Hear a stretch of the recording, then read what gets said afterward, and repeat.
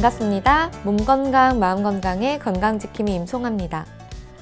봄에 느끼는 감성과 가을, 겨울 등 계절마다 다 다르죠. 그중 겨울은 왠지 춥지만 포근한 느낌이라고 할까요? 따뜻한 난로의 온기처럼 그렇게 사람이 그리워지는 계절 같습니다. 세모, 네모와 같은 기호들 중에서 겨울 느낌의 기호라고 한다면 저는 동그라미인 듯한데요. 왜냐하면 모난 부분도 없고요. 또 시작과 끝도 구별이 없는 원만한 포근함이 그렇습니다. 옛 노래 중에 이런 가사 있죠. 동그라미 그리려다 무심코 그린 얼굴. 추운 겨울이지만 문득 생각나는 그 얼굴의 주인공을 떠올려 보면서 따뜻한 미소 짓게 되는 오늘이었으면 좋겠습니다. 몸 건강, 마음 건강 오늘 순서 시작할게요. 라디오로 생방송되는 오전 11시 유튜브에서 원음방송 또는 몸건강 마음건강 라이브를 검색하시면 실시간으로 방송에 참여하실 수 있고요. 오른쪽 하단의 구독 버튼 누르시면 원음방송의 다양한 컨텐츠들도 만나실 수 있습니다. 오늘 몸건강 마음건강 인천시 남동구 박경숙 한의원 박경숙 원장님과 함께합니다. 건강상담 원하시는 분들 전화주세요. 서울 02-8232-2000번 서울 전화 02-8232-2000번이고요. 문자 상담도 가능합니다. 샵 8970 우물정 누르시고 8970으로 보내주시면 됩니다. 짧은 문자 50원, 긴 문자 사진 문자는 100원의 정보 이용료가 부과됩니다. 신청하실 땐 상담받으실 분의 키, 몸무게, 연세를 적어주시고요. 얼굴 사진이나 아픈 부위의 사진도 함께 보내주시면 더욱 자세하게 상담받으실 수 있습니다.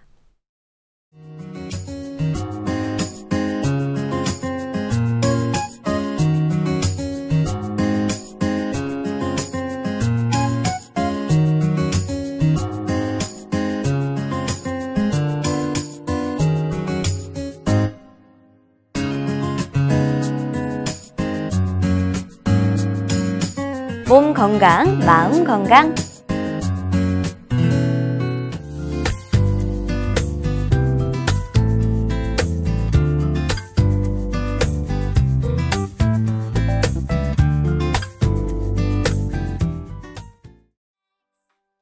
오늘은 박경숙 원장님과 함께합니다. 원장님 안녕하세요. 안녕하세요. 네, 원장님 오늘 루마티스 관절염에 대해서 준비를 해주셨다고요. 네. 먼저 어떤 질환인지 설명 부탁드립니다. 관절이란 뼈와 뼈 사이를 연결시켜주는 신체 구조의 일부죠. 네. 이 관절은 다시 구분해 보면 연골의 그 관절액을 배출해주는 활막으로 이루어져 있습니다. 그러니까 그 관절액을 활액이라고도 하는데요. 이 관절액을 생성하는 얇은 막인 그 활막이 네. 관절을 둘러싸고 있는 형태로 이렇게 되어 있는데요. 원래는 그 우리 몸에 바이러스나 세균, 이물질들이 들어오면 그 백혈구가 갑자기 증가하면서 그 이물질들을 처리할 수 있게 되어 있습니다. 네. 그런데 이 백혈구가 정상적인 우리 몸의 일부를 외부에서 침입한 세균으로 잘못 인식해서 그 공격을 하는데 그 염증을 활막에다 일으키는 것, 이것이 류마티스 관절염이라고 할 수 있습니다. 그러니까 이 활막에 염증이 생기면 이제 단핵구라든지 백혈구와 같은 그 단핵구, 림프구와 같은 여러 가지 그 백혈구들이 관절 안으로 모여들게 되고 과다하게 이 백혈구들이 모여들게 되면 이제 거기에 그 관절액이 증가하게 됩니다. 네. 관절액이 증가하다 보면 이제 부종이 생기고 통증이 발생하고 이렇게 그 류마티스 관절염이라는 것은 만성 그 염증성 자가면역 질환이다. 이렇게 정리할 수 있겠습니다. 네. 이렇게 이제 활막에 염증이 지속되다 보면 그 염증성 활막 조직들이 이제 활막에만 멈추는 것이 아니라 점차 자라나면서 이제 안쪽으로 파고 들어가는 거예요. 그래서 뼈와 연골을 파고 들어서 이제 관절의 모양이 변형이 되고 또는 이제 관절을 움직이는데 장애가 발생하면서 움직이기 불편한 그런 상태로까지 가죠. 이 외에도 염증이 생기다 보니까 어떤 피로감이라든지 발열 또는 식욕감 때 체중 감소 이런 전신적인 증상이 나타나기도 하는데요. 이 류마티스 관절염은 어린 아이에서부터 노인 어느 연령에서도 발생할 수 있습니다. 그 중에서도 이제 35세에서 50세 사이에 가장 흔하게 나타나는데요. 남성, 여성 발병 비율을 본다면 여성에게서 한 3배 정도 더 높게 나타나는 것을 볼 수 있습니다. 그러니까 이 질병의 경과를 보자면 가볍게는 그냥 손가락 관절 몇 개, 한 서너 개 부위에만 생기다가 좋아지는 경우도 있지만 네. 심하게는 온 몸의 그 전신 관절 또는 폐나 심장 등 장기에까지 침범해서 네. 이렇게 그 생활에 큰 지장을 주는 기능적 장애를 수반하는 상태로까지 번져가기도 합니다. 그리고 또 불행하게도 류마티즘은 한번 발생했다 하면 악화되었다가 완전히 치료되는 경우가 10% 정도밖에 되지 않아요. 대부분은 네. 좀 좋아지는 듯 하다가 다시 악화가 되고 그리고 심지어는 완치되었다고 생각을 했는데 다시 악화되는 이런 경우들이 한 대략 85% 정도가 됩니다. 그래서 류마티스 관절염은 더군다나 한 류마티스 관절염을 앓는 상태로 한 10년 정도 지났을 때에는 그 이제 관절의 가동이 제한되는 네. 그런 불편을 가지는 경우가 50% 정도에 이릅니다. 그래서 류마티스 관절염은 길게 가면 갈수록 그 후유증을 크게 남기기 때문에 초기에 치료하는 것, 이것이 가장 중요하다고 할 수 있고요. 그리고 이 통증이 너무 오래 가다 보니까 그 통증뿐만 아니라 그 통증으로 인한 어떤 심신의 피로감 그리고 우울 이런 것들이 환자의 삶의 질을 현저하게 떨어뜨리고 있습니다. 그래서 네. 조기에 적극적으로 치료해야 이제 고생을 덜 하고 좋아질 수 있는 그런 질환이 이 류마티스 관절염이라고 할 수 있겠습니다. 보통 관절염 하면 네. 관절 많이 썼다든지 네. 아니면 뭐 다쳤다든지 네. 이래서 이제 염증이 생기는 건데 이건 네. 오히려 다른 어떤 원인에 의해서 그러니까 면역체계 질환이 생기면서 예. 관절에 손상을 입게 되는 네. 그럼 어떻게 보면 좀 반대의 개념이라고도 볼 수 있을 기전이 것 조금 같아요. 다르죠. 네. 네, 그렇습니다. 이게 왜 생기는 건가요? 그래서 류마티스 관절염의 정확한 기전은 사실 밝혀지지는 않았어요.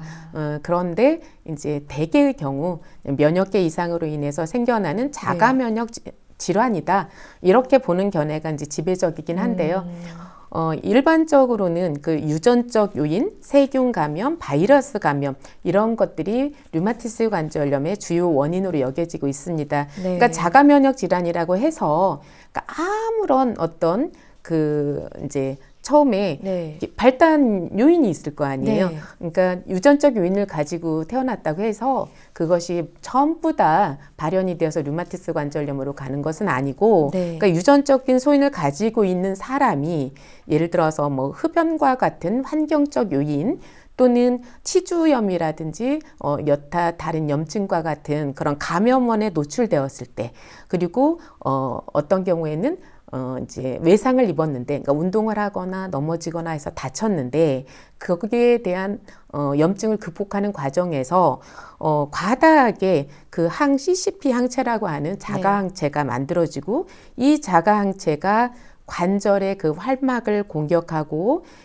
공격해서 이제 관절염을 유발할 뿐만 아니라 전신적인 증상을 초래하게 되는 것. 이것이 류마티스 관절염이라고 하는데요. 그러니까 류마티스 관절염은 자가면역, 그러니까 염증성 자가면역 질환이다 이렇게 이야기하긴 하지만 이것이 유전적인 요인으로만 발현되는 것이 아니라 흡연 같은 경우는 굉장히 강력한 그 유발 요인으로 밝혀졌어요. 그래서 흡연과 비흡연자 사이에 많이 그 퍼센트가 다르다는 거죠. 발병 비율이. 그래서 흡연이라든지 외부적인 요인과 감염 요인이 합쳐졌을 때 그 이제 유전적 요인하고 그 결합이 되어서 발병하는 것이라고 이렇게 볼 수 있겠습니다. 그럼 이미 발병이 됐을 때 증상을 악화시키는 데에도 흡연이 굉장히 주요 원인인가요? 그렇죠. 그러니까 기본적으로 관절에 어떤 문제가 생겼을 때 문제가 생기지 않아도 그렇고 관절 쪽으로 혈액이 잘 들고 남이 생겨야 이제 염증이 덜 생기고 또 염증이 생겼다 하더라도 그게 개선이 되는데 흡연을 하게 되면 혈관을 수축시키거든요. 그러니까 그 염증 물질을 잘 배출시키는 것에도 좀 더 어려운 현상을 네. 초래하겠죠. 예. 뭐 통증, 뭐 피로감, 우울감 다양한 증상들을 말씀해 주셨는데 구체적으로 어떤 증상들이 나타나나요? 네, 류마티스 관절염의 그 초기 증상으로는 3분의 2 정도의 환자에게서 그러니까 피로감이나 식욕 부진, 전신쇠약감 이런 애매모호한 증상이 나타나게 돼요. 그러니까 사실 뭐 우리가 일을 좀 힘들게 했을 때 또 피곤할 수 있고 네. 뭐 밥맛이 없어질 수도 있고 그렇기 때문에 이 단계에서는 사실 류마티스 관절염이라고 구분하기는 힘든데 어쨌든 나중에 알고 보니까 류마티스 관절염인 거예요. 네. 그런 환자들을 대부분의 그 3분의 2 정도에서 이런 현상이 초기 증상으로 나타나고 있고요. 네. 대표적인 초기 증상이라고 한다면 이제 손과 발의 관절이 붓고 통증이 생기는 그런 현상입니다. 특히 관절에 통증이 있긴 한데 좀 더 다른 관절의 통증과 다르게 구분되는 것은 아침에 일어나면 유난히 손가락이 뻣뻣하면서 부어 있고 이제 굳어 있는 듯한 느낌이 1시간 이상 지속되다가 풀리는 것. 이걸 조조강직이라고 하는데요. 조조강직. 예. 네. 이것이 류마티스 관절염의 그 가장 특징적인 증상이라고 할 수 있습니다. 그래서 이런 전조 증상들은 뭐 수주에서 수개월 정도 지속될 수 있고요. 이런 증상이 있으면서 거기에다 피로감이라든지 발열, 그러니까 39도 막 이렇게 올라가는 건 아닌데 평소의 체온보다 약간 높아진 상태에서 왠지 막 몸이 불편하면서 열감이 느껴지는 이런 열감이 동반된다면 그때는 반드시 류마티스 검사를 해보는 것이 맞습니다. 이제 이렇게 초기 증상이 있다가 네. 이제 본격적인 그 관절의 염증으로 단계로 접어들면 아까는 그냥 관절 부위가 살짝 아프고 그냥 부어 있는 정도다 했으면 이제 관절 쪽으로 안으로 염증 요인이 파고 들어가면 이제 관절의 통증이 더 심해지면서 변형이 생기기 시작을 합니다. 그런데 이제 이 관절의 변형이 생기더라도 네. 또 여기에서 구분을 할 수 있는 게 퇴행성 관절염과 구분을 할 수 있는 게 대칭적으로 생긴다는 거예요. 대부분은 네. 그러니까 왼손만 생기는 게 아니라 왼손과 오른손에 같이 생겨나는 그런 특징을 가지고 있고요. 그럼 퇴행성은 한쪽만 주로 나타나요? 예, 퇴행성은 한쪽 손만 생길 수도 있고 양쪽 손이 생길 수도 있고 그러니까 주로 많이 사용하는 쪽 손에서 생기겠죠. 그런데 류마티스 관절염은 대부분 그러니까 대칭적으로 네. 양쪽에서 그렇게 생겨나는 경우가 많고요. 그리고 또 특징적인 것이 뭐냐면 손톱이 있는 그 마지막 관절 부위에 생기지 않는다는 거예요. 그 부위보다는 이쪽 손바닥 쪽으로 가까운 쪽 주먹을 쥐었을 때 볼록 나오는 관절이라든지 이쪽 부위 관절에 염증이 더 많이 생긴다는 것. 이것이 류마티스 관절염의 특징입니다. 네. 그래서 한쪽만 생겼다든지 아니면 손가락 그 끝마디에 염증이 생겼다든지 이때는 류마티스 관절염이 아닐 가능성이 훨씬 높다고 할 수 있겠습니다. 네. 그래서 이제 그 침범된 관절은 뭐 만지면 아프기도 하지만 이제 염증이 오래되다 보면 그곳이 굳어지면서 손가락이 안으로 이렇게 굽어지는 그런 현상이 생기게 되죠. 이 변형은 이미 일어나면 다시 돌아가지는 않죠. 아니에요. 돌아올 수도 있습니다. 네. 네. 그리고 이제 손바닥에 이렇게 빨갛게 홍반이 이렇게 생길 수도 있고요. 주먹을 뭐 꽉 쥐거나 펴거나 하는 것이 이제 힘들어지겠죠.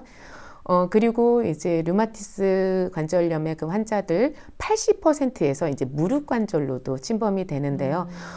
이렇게 손가락과 무릎, 발가락 이쪽으로 가장 많이 증상이 나타나는데 그 외에도 손목이나 팔꿈치 그리고 어깨 관절 또는 발목 그리고 고관절 심지어는 턱 관절 그리고 드물게는 그 척추에까지도 이 염증이 생기기도 합니다. 네. 이렇게 이제 초기 증상과 중기 증상을 거치면서 이제 관절이 변형이 되고 그러면서 이제 몸의 그 가동성 자체가 많이 떨어지는 그런 상태까지 이르게 되죠. 그 가동성 얘기를 하셨는데 네. 실제로 제가 아는 동생이 예. 이 류마티스 관절염에 걸렸는데 자꾸 넘어지더라고요. 네. 처음에는 제가 왜 저렇게 넘어지지 알고 보니 예. 이 류마티스 질환을 앓고 있었는데 그럼 이건 관절염이 오거나 뭐 좀 관절이 불편해지는 거 이외에 다른 증상은 없나요?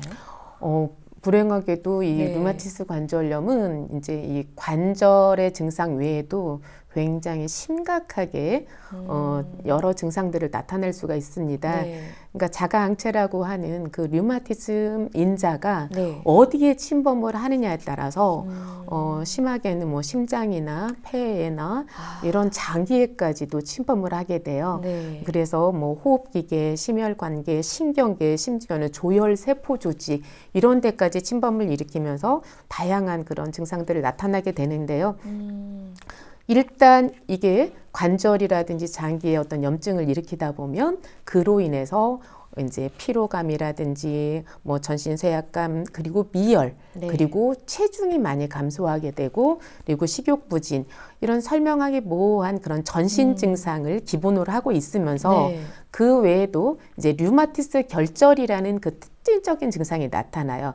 그러니까 관절에 그냥 단순히 염증이 있고 변형이 되기만 하는 게 아니라 네. 이제 그 아킬레스건이라든지 팔꿈치라든지 그 또는 손가락이라든지 이런데 동그랗게 뭐라고 할까 사막이 큰 것 같이 그런 형태의 어떤 결절이 생겨나는 거예요. 네. 이런 것들이 그 류마티스 결절이라고 하고요. 그 외에도 이제 눈으로 침범을 해서 이제 평소에 막 충혈이 잘 된다든지 눈이 빡빡하게 안구 건조감이 생긴다든지 또는 각막이나 결막에 염증을 일으키는 이런 작용도 하게 되고요. 그리고 요즘 들어서 주목하기 시작한 게 뭐냐면 이 류마티즘 그 관절염 환자에게서 네. 관상동맥 질환 그리고 동맥경화가 굉장히 다발하고 있다는 거예요. 그래서 일반 퇴행성 관절염 환자와 비교해서 그런 심근경색이라든지 우려성 심부전이라든지 뇌경색과 같은 그런 이제 심혈관 질환이 많이 다발하고 있다는 것에서 네. 주목하고 있고 이런 위험성을 미리 막아야 된다라는 이제 그런 경계심들이 생기고 있는데요. 네. 이 외에도 직접적으로 심장을 공격해서 그 심장막이나 심장 근육에 침범을 해서 그 심장의 손상을 일으켜서 심한 경우에는 이 염증이 심해졌을 경우에는 이제 심장 수술을 받아야 되는 그런 경우도 있습니다. 그리고 이제 빈혈이 이제 거의 대부분 동반하게 되고요. 그 외에도 폐에 침범을 해서 폐에 염증이 생기다 보니까 이제 폐에 물이 찬다든지 네. 또는 그 염증이 반복되다 보니까 폐 섬유화가 되는 폐 섬유화가 되면 이제 호흡 자체가 좀 어려워지겠죠. 이런 문제를 일으키기도 하고요. 그리고 이제 그 쇼그렌 증후군이라고 해서 침샘에서 침이 안 나오는 그런 질환이 있는데 류마티즘 그 환자분들이 네. 시간이 시간이 경과하다 보면 이 쇼그렌 증후군을 동반하는 경우가 굉장히 많습니다. 이렇게 이제 관절 외에도 전신에 걸쳐서 여러 가지 증상들이 나타나는데 이것들은 그 류마티스 관절염 그 초기 증상만 가지고 있는 분들한테는 잘 나타나지 않아요. 네. 대부분은 그 심한 관절 증상을 가지는 분들이 점차로 이렇게 장기에까지 여러 증상들을 나타나는 경우가 있거든요. 그래서 관절염의 그 진행을 심한 상태까지 가지 않도록 예방하는 것이 좋겠고 또 좀 더 심하게 갔다라면 이제 그런 심혈관 질환이라든지 다른 장기들에게까지 그 염증이 생길 수 있다는 것을 생각을 해서 조금 더 적극적으로 어떤 그 염증을 해결할 수 있는 그런 치료법들을 쓰는 것이 좋을 것 같습니다. 네, 지금 말씀을 들어보니까 정말로 심각한 네, 그렇습니다. 증상을 네. 또 발현시키기도 하는 것 같은데 그럼 내가 좀 류마티스 관절염이 의심된다라고 생각하시는 분들이 정확하게 검진을 받으려면 어떤 절차를 거치나요? 네. 그 좋은 소식인데요. 2019년, 그러니까 네. 올해죠. 올해 8월 달에 가톨릭 의대 그 서울 성모병원 그 연구진이 네. 그 류마티즘 관절염을 일으키는 그런 환자에게서 그 태반 성장 인자라는 것이 과다하게 분비되어 있다는 것을 발견을 했어요. 이게 어떤 거죠? 그래서 이 태반 성장 인자가 그 발현이 되면 이것이 그러니까 병든 림프구에서 이 태반 성장 인자가 많이 발현이 되는 거예요. 그러다 보니까 이게 다량 분비가 되면 혈관을 과도하게 만드는 동시에, 그러니까 이제 림프구를 자극해서 네. 자극시키고 흥분시켜서 염증을 더 심하게 만든다는 거예요. 네. 그러니까 이것이 진단의 어떤 하나의 기준이 될 수 있다는 네. 거죠. 태반 성장 인자가 많다. 그것은 내 몸에서 이런 그 면역 질환을 특히 류마티스 관절염을 일으킬 수 있는 확률이 높다. 그렇기 때문에 어떤 진단 기준이 될 수도 있는데 네. 아직까지 이제 이 연구가 발표되기는 했지만 그것이 보편적으로 진단 기준으로 들어온 것은 아니고요.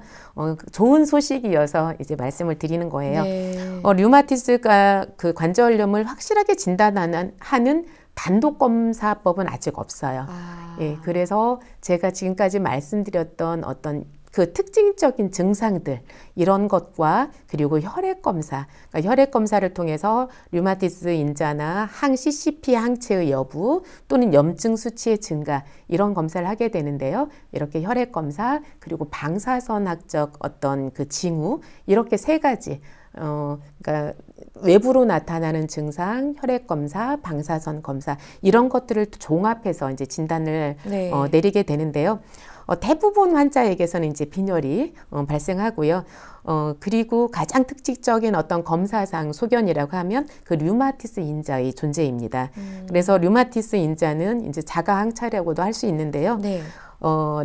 그 진단 당시에 그러니까 50% 정도에서 양성 소견을 보입니다. 그러니까 류마티스 환자라고 해도 100% 이게 보이는 건 아니에요. 네. 그래서 한 가지로만 검사할 수 없는 건데 50% 정도는 이제 처음에 진단했을 때 이 자가항체가 발견되는 경우가 많고요. 음성인 환자도 나중에 좀 더 이제 진행이 되다 보면 한 20% 내지 35% 정도에서 이제 자가항체가 다시 발견되기도 합니다. 그래서 중요한 진단 기준 중에 하나가 될 수 있는데요. 일반적으로 밖으로 나타나는 증상이라든지 검사법들 중에서 이제 제가 말씀드리는 것 중에 네. 그 4개 이상의 항목이 그 양성이면 류마티스 관절염이라고 이제 확진을 하게 되는데요. 첫 번째는 1시간 이상 지속되는 그 관절 및 주위의 조조 강직. 그러니까 아침에 일어나면 뻣뻣하고 아픈 특징을 가지고 있다고 했죠. 예, 그래서 1시간 이상 지속되는 그 관절 및 강직. 두 번째는 3개 이상의 관절에서 관절염이 발견되는 경우. 또 세 번째는 그 이제 손가락 그 끝마디가 아닌 안쪽에서의 그 관절염. 그리고 대칭성 관절염. 이 4가지 중에 4가지는 잠깐 아프다 좋아졌을 때는 진단 기준에 들어가지 않고요. 6주 이상 반복되었을 때 그때 이제 류마티스 관절염이라고 할 수 있고요. 그리고 이제 5번째는 류마토이드 결절, 그리고 여섯 번째는 혈청 류마티스 인자의 그 양성 반응, 그리고 손과 손목의 그 전형적인 방사선 소견이라는 것은 이제 손가락 그 관절이라든지 손목의 어떤 변형을 말하는 거죠. 이렇게 7가지 증상 중에서 4개 이상의 증상이 일치한다면 류마티스 관절염이라고 이렇게 확진할 수 있습니다. 네, 지금 말씀 주신 이 진단 기준으로 한번 자가 진단을 해보시는 네. 것도 좋을 것 같고요.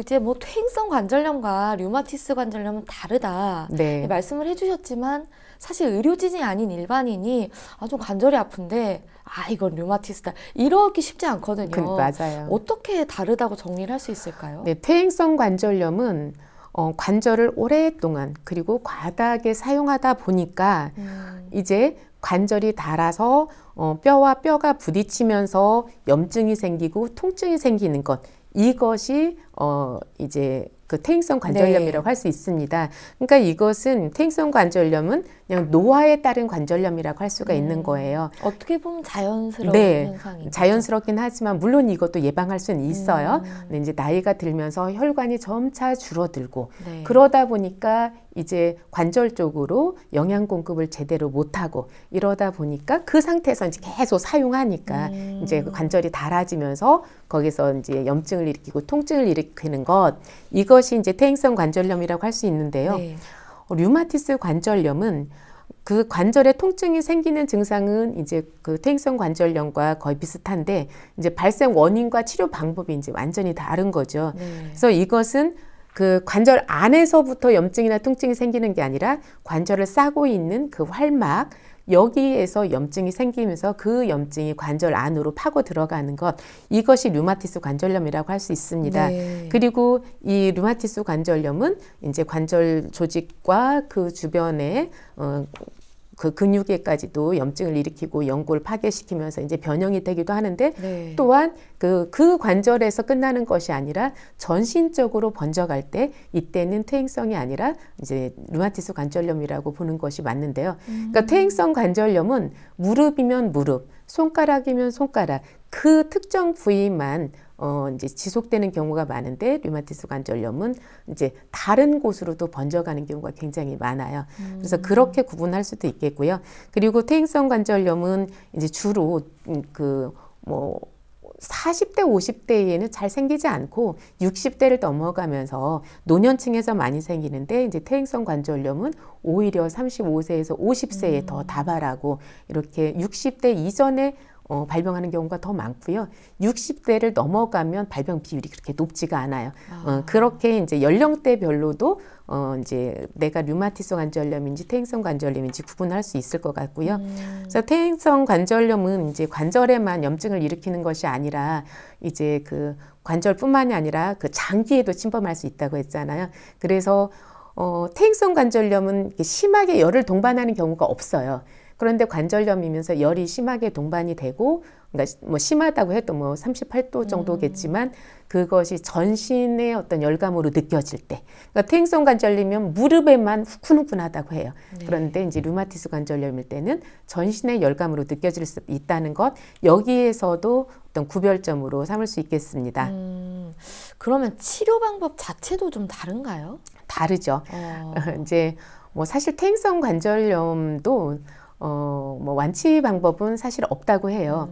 너무 많이 사용을 해서 생기는 것이기 때문에, 그러니까 이제 그 혈액순환이 잘 되게 하는 것, 그래서 이제 관절 부위로 이제 혈액이랑 어떤 그 진액이 잘 들어갈 수 있도록 해주는 것, 이 정도로 치료를 하되, 어떤 병원 치료에 있어서는 그냥 뭐 수염제라든지 진통제라든지 이런 것들을 복용을 하다가 더 이상 이제 쓸 수 없을 만큼 만무가 되었을 때는 인공관절을 집어넣는 방법으로 이렇게 퇴행성 관절염 치료가 되죠.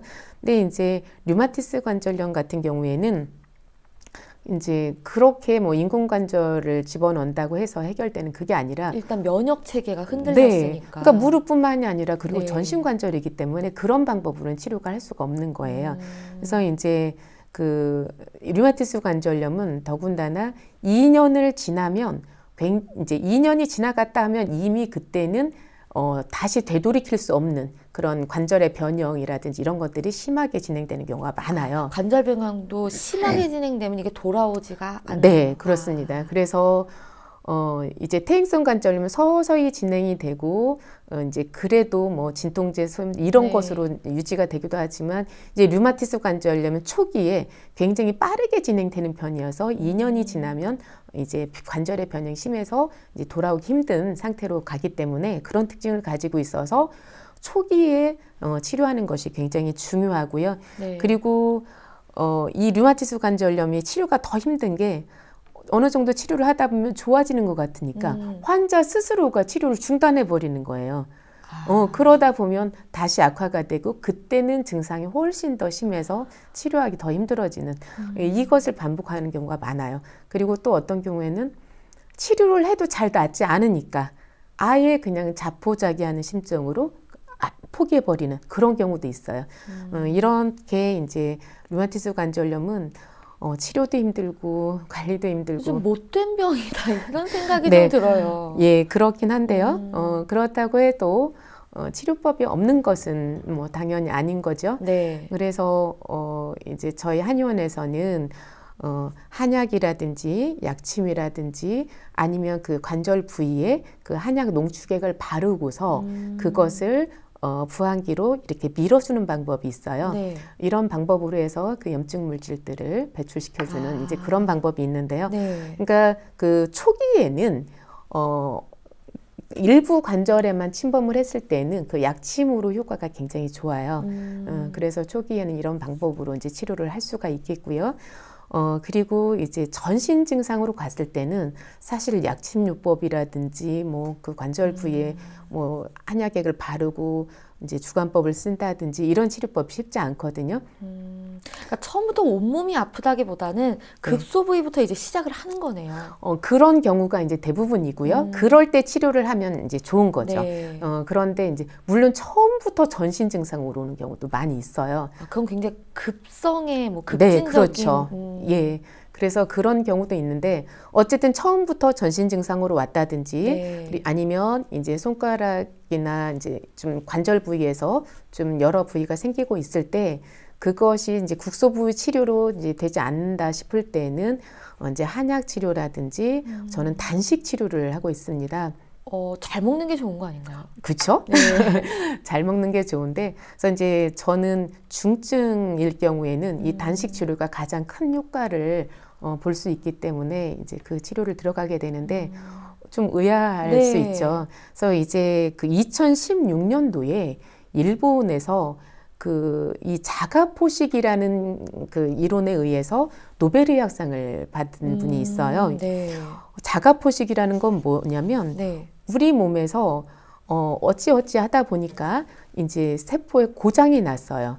그래서 고장이 난 세포나 아니면 염증으로 인해서 생겨난 어떤 노폐물 그리고 불필요한 단백질 찌꺼기 네. 이런 것들이 발현이 되면 우리 몸에서는 그걸 스스로 제거하려고 하는 기전이 생긴다는 거예요.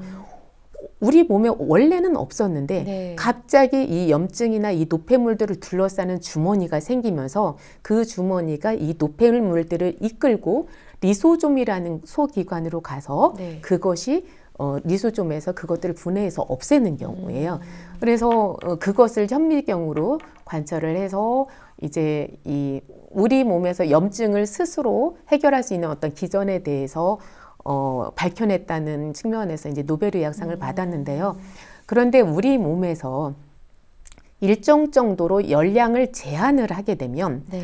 그러면 우리 몸에서는 내 몸의 정상세포들을 살리기 위해서 뭔가 비상사태니까. 예, 비상사태잖아요. 그러면 뭐라도 갖다 쓰려고 하는 거예요. 그런데 이때 내 몸의 그 노폐물들, 찌꺼기, 단백질 찌꺼기 이런 것들을 재활용을 하는 거예요.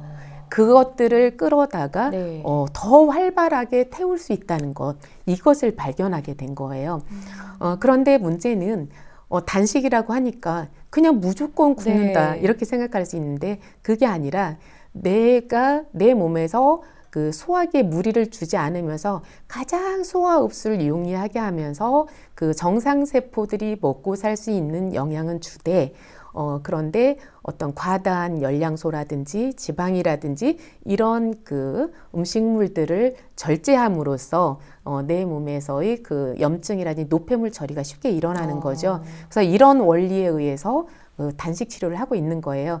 그래서 일반식은 끊되 한약이라든지 영양을 충분히 공급해 줄 수 있는 발효식 이런 것들을 드시면서 치료를 하는 이제 그런 치료법이라고 할 수 있는데요. 네.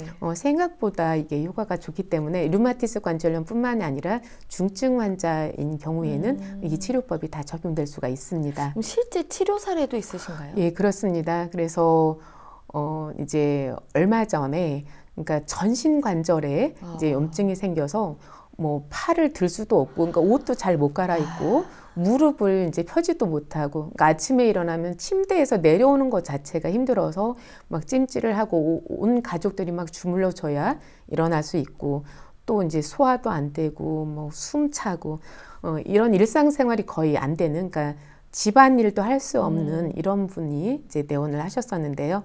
이분에게 이제 제가 이런 그 단식 치료를 겸한 그런 치료를 들어갔어요. 그렇게 해서 이제 2주 정도 지났을 때에는 이제 관절이 어느 정도 움직일 수 있게 되고 걷는데 불편함 없게 되고 이렇게 이제 운동을 할 수 있는 정도까지 갔는데요. 이게 이제 완치는 아닌 거고요. 네. 이것이 이제 2개월, 3개월, 한 6개월 정도의 어떤 지속적인 치료가 있어야 이제 완치가 될 수 있을 것 같고요.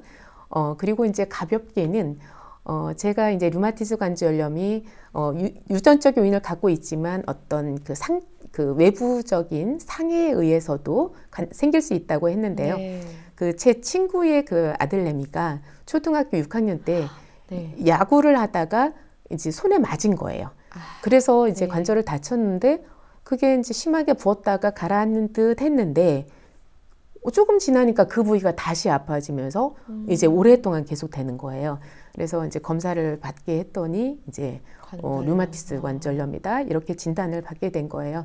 그런데 이제 이 친구 같은 경우는 나이도 어리고 그리고 이제 염증 발생한 것이 이제 몇 달 안 된 상태였고 그래서 그 발효한 그 환약을 가지고 치료가 된 그런 케이스도 있습니다. 네. 그래서 이렇게 초기에 치료를 하면 쉽게 치료가 되고요. 심해진 경우라 하더라도 포기하지 않고 치료한다면 많은 그 증상의 완화 효과를 가져올 수 있겠습니다. 네. 이미 사실 류마티스 관절염을 앓고 계신 분들도 많을 것 같은데 그런 네. 분들께 조금 더 몸이 나아질 수 있는 생활 속 팁이 있다면 전해주시면 좋을 것 같아요. 네, 일단 그 류마티스 관절염이 걸리면 이제 뭐 몸무게도 빠지게 되고 이러다 보니까 이제 무조건 많이 먹어야 된다 이런 생각을 할 수도 있는데 네. 많이 드시는 게 중요해요. 그렇지만 그냥 많이 먹는 게 아니라 내 몸에 좋은 음식을 많이 먹는 것 이것이 중요하고요. 그러니까 염증을 많이 유발할 수 있는 그런 튀긴 음식이라든지 구운 음식이라든지 이런 거보다는 이제 맑은 것 그리고 이왕이면 쪄서 이제 생선이라든지 고기를 먹더라도 찌거나 삶아서 먹는다든지 이런 방법으로 먹는 것이 훨씬 좋을 것 같고요. 그리고 몸을 항상 따뜻하게 유지하는 것. 네. 그러니까 뭐니 해도 혈액이 잘 들고남이 있어야 염증이 예방이 되거나 개선이 될 수가 있기 때문에 몸을 따뜻하게 유지하는 것 이것이 좋겠고요. 네. 그리고 그 운동을 하는 것이 중요한데요. 물론 이제 관절의 가동이 심하게 제한이 되고 통증이 심할 때는 운동을 할 수가 없겠지만 그 염증이 가라앉고 난 다음에는 또 다시 용기를 내어서 그 근력을 강화시킬 수 있는 운동을 하는 것 그것이 중요한데요. 이 근력을 강화시켜야 관절을 튼튼하게 버텨줄 수 있을 뿐만 아니라 또한 이 운동을 통해서 그 혈관이 확장되고 염증을 그 없애주는 물질들이 더 많이 분비될 수가 있어요. 네. 그래서 참을 수 있는 정도의 통증이라면 운동을 하는 것이 좋다고 할 수 있습니다. 네, 오늘은 류마티스 관절염에 대해 알아보는 시간이었습니다. 원장님 오늘도 좋은 말씀 감사합니다. 감사합니다. 미니 강의 오늘은 박경숙 원장님께서 류마티스 관절염에 대해 자세히 강의해 주셨습니다. 미니 강의 함께 하시면서 궁금한 점 있거나 오늘 강의 주제와 연관 없더라도 평소에 건강 상담 받고 싶었던 분들 전화 주세요. 본인 증상은 물론 가족이나 지인의 증상도 상담 가능합니다. 서울 전화 02-8232-2000번으로 전화 주시면 되는데요. 몸건강 마음건강이 라디오로 생방송되는 평일 오전 11시부터 정오 사이에 전화 열어두고 있습니다. 문자로도 상담 신청 받고 있는데요. 문자 참여는 샵8970 우물정 8970입니다. 짧은 문자 50원, 긴 문자 사진 문자는 100원의 정보 용료가 부과됩니다. 건강한 행복을 만나는 시간, 여러분은 지금 WBS 원음방송 건강상담 프로그램 몸건강 마음건강 함께하고 계십니다.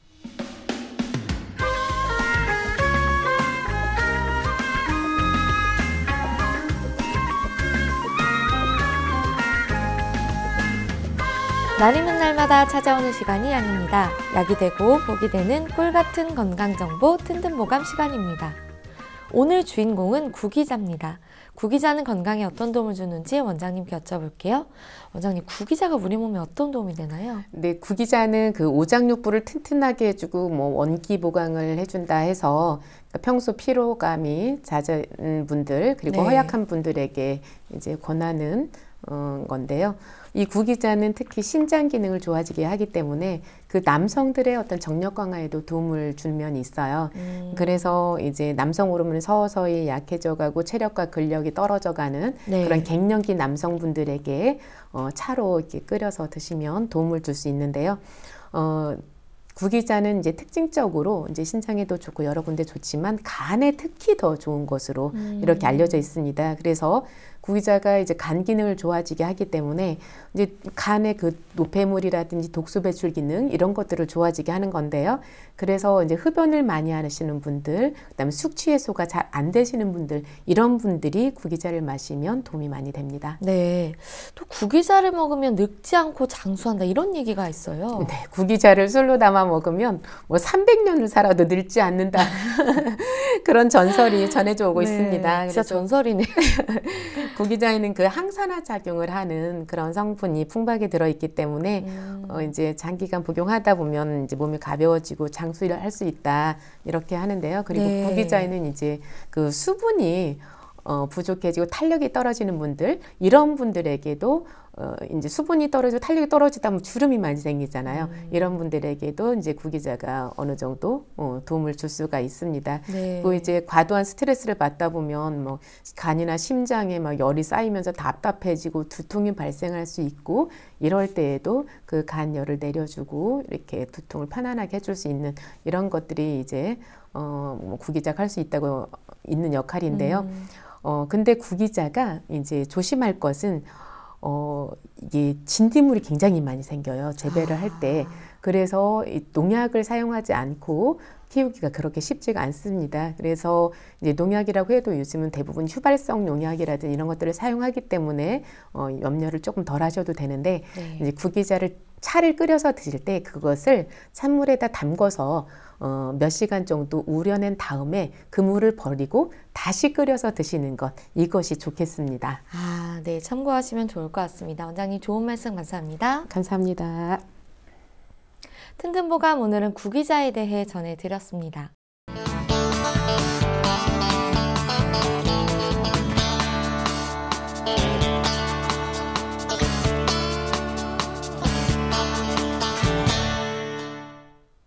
자, 그럼 오늘의 건강상담 시작해 볼 텐데요. 건강상담은 체질이나 상황에 따라 개인차가 있을 수 있다는 점 미리 말씀드립니다. 상담 전화 서울 02-823-2000번입니다. 몸건강, 마음건강은 TV와 라디오를 통해 방송됩니다. 원음방송TV는 스카이라이프 채널 187번, KT올레TV 239번, SKBTV 309번, LG플러스 278번, 딜라이브 239번, CJ헬로 238번, 현대 HCN 549번, 제주 KCTV 375번, 금강방송 796번입니다. 라디오는 서울 경기 FM 89.7, 부산 경남 104.9, 대구 경북 98.3, 광주 전남 107.9, 전북 충남 지역은 97.9MHz로 청취하실 수 있고요. 원음방송은 스마트폰으로도 만나실 수 있는데요. 플레이스토어나 앱스토어에서 원음방송 검색하시면 무료로 다운받으실 수 있습니다. 건강상담은 체질이나 상황에 따라 개인차가 있을 수 있다는 점 미리 말씀드리고요. 짧게 전화 이어가겠습니다. 여보세요? 여보세요? 네, 반갑습니다. 아, 예, 수고하십니다. 네, 본인 상담이신가요? 네. 네, 나이는 68세고요. 네. 키는 172cm, 몸무게는 71kg입니다. 아, 네. 지금 제 옆에 박경수 원장님 계십니다. 궁금한 점 물어보세요. 안녕하세요. 아, 예, 수고 많습니다. 네, 어디가 불편하세요? 건강 문의해 드리려고 그래서 전화했습니다. 예. 지금 이제 저는 당뇨를 조금 그렇게 많이 심한 편은 아니고요. 네. 당뇨가 있고 혈압약을 먹고 있는데요. 예. 지금 발끝이 예. 발끝하고 발바닥하고 발 앞부분이 시리고 네. 애리고 아픈데 예. 그 양말을 안 신고 양말 신어도 애리고 그런데 네. 겨울에는 더 심하거든요. 예. 근데 다른 뭐 특별한 증상은 거의 뭐 그런 증상이고요. 예. 지금 네. 시간이 이제 많지는 않아서 제가 설명을 좀 드릴게요. 예. 그 이제 당뇨가 지금 심하지는 않다고 하셨는데 발끝으로 시리고 그 부위가 아프다는 것은 이제 그쪽으로 혈액이 가지 않기 때문에 그래요.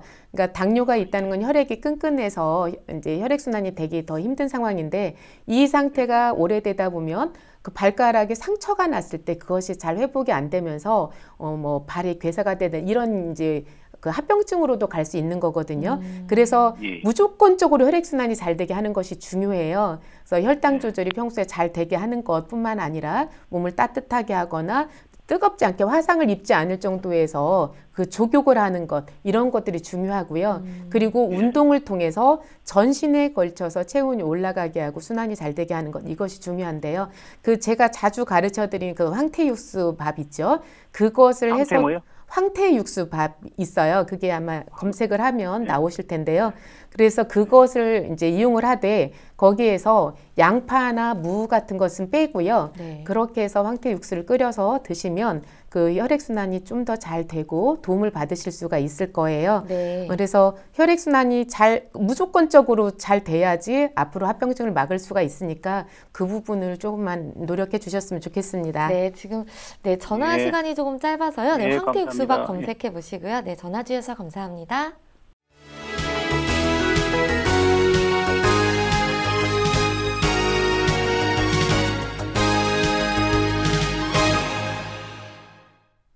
네, 문자로 사연 보내주셨는데요. 뒷번호 7789 쓰시는 분입니다. 5살 된 딸이 아토피가 심합니다.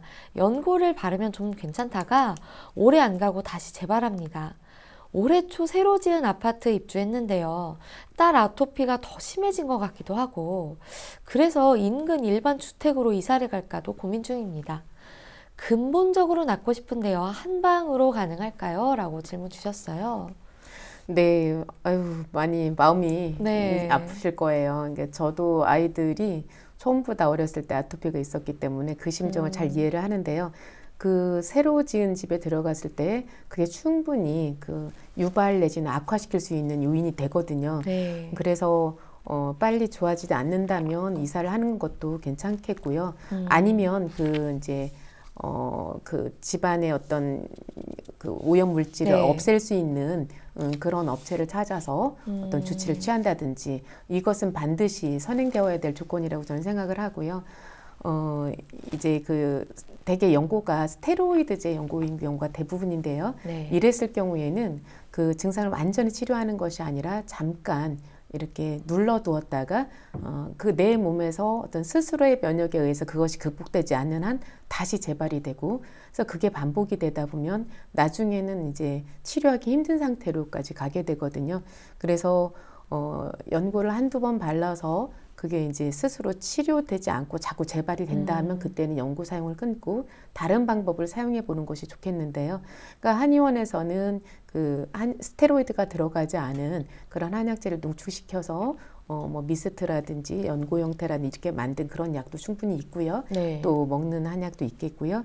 여러 가지 방법을 통해서 완치시킬 수 있으니까 그렇게 한의원 치료를 한번 이용해 보시면 좋을 것 같습니다. 네, 이 스테로이드가 네. 이제 첨가된 이런 연고들은 네. 약간 내성도 생기죠. 예, 그렇습니다. 그렇기 때문에 이제 처음엔 듣는 듯 했다가 이제 반복이 되다 보면 나중엔 듣지도 않고, 그러니까 한 번은 바르면 처음에는 예를 들어서 일주일 정도 괜찮다가 나중에는 자꾸 반복되다 보면 하루도 못 가서 또 발현이 되거나 그리고 아예 발라도 효과가 없는 이제 그런 경우에까지도 가게 되는데요. 네. 그리고 그런 요인 외에도 이제 음식을 좀 제한해서 먹이는 게 좋은데 그 음식을 제한하라고 하니까 그냥 너무 막 우유도 안 먹이고 계란도 안 먹이고 막 이렇게 네. 이제 어떤 알러지를 일으킬 수 있는 것들은 다 안 먹이는 경우가 있는데 이제 그런 경우보다는 그 염증을 유발할 수 있는 이제 밀가루 음식이라든지 또는 뭐 밀가루 음식이 다 나쁜 건 아니지만 그 이제 방부제가 들어가 있기 때문이죠. 그래서 그런 음식이라든지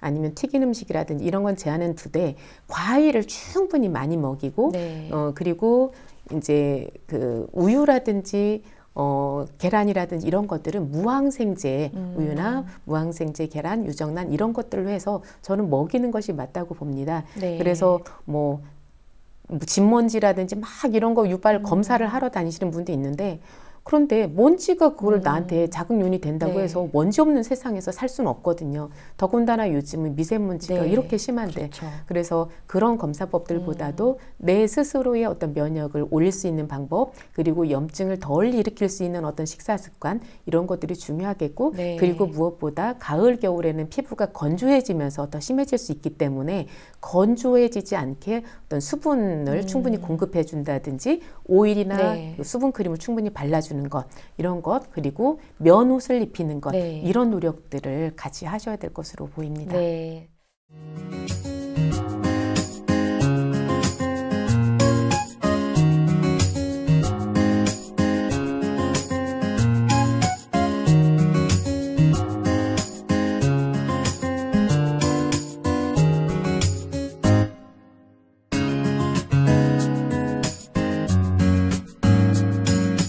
몸 건강, 마음 건강. 몸 건강, 마음 건강, 오늘은 박경숙 원장님과 함께했습니다. 원장님 오늘도 좋은 말씀 감사합니다. 감사합니다. 다음 시간엔 한의사 박정민 박사님과 함께 할게요. 오늘도 건강한 하루 보내세요.